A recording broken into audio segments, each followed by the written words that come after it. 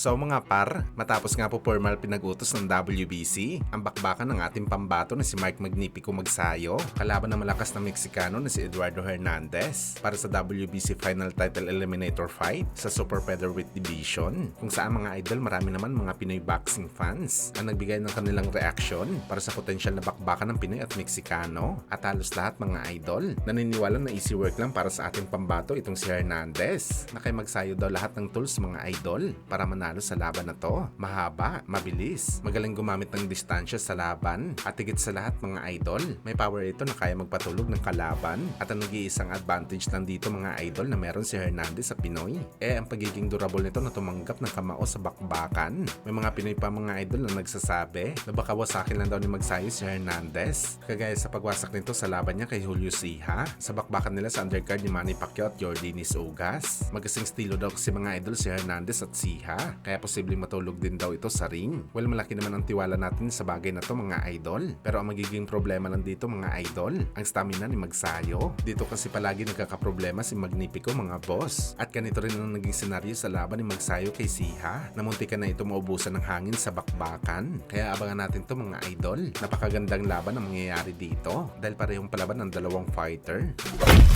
Samantala ang ating pambansang kamao Manny Pacquiao, binida ng The Ring Magazine bilang nag-iisang boxer na naging 8th Division Champion sa sports ng boxing. Lumabas ang pagkilala na to mga idol ng The Ring Magazine kay Pacman. Lumabas ang pagkilala na to mga idol ng The Ring Magazine dahil sa marami ang nagsasabi na isang 6th Division Champion lang daw si Manny Pacquiao, kagaya ni Oscar De La Hoya, dahil wala naman daw ito nahawakan ng major title belt noong sa featherweight at super lightweight ito lumalaban. Pero dinimolish ka ng The Ring Magazine ang ganitong kwento dahil kahit walang major belt daw na nakuha si Pacman, pero nasungkit naman daw nito ang The Ring Magazine title na kinikilala talaga na legit na title sa boxing sports. Nakuha niya ito mga idol sa laban kontra kay Marco Antonio Barrera at sa Breton na si Ricky Hatton, na kinikilala na number 1 the best sa kanilang division. Bali ito ang tinatawag na lineal champion mga idol, ang dating undisputed sa era ni Pacquiao.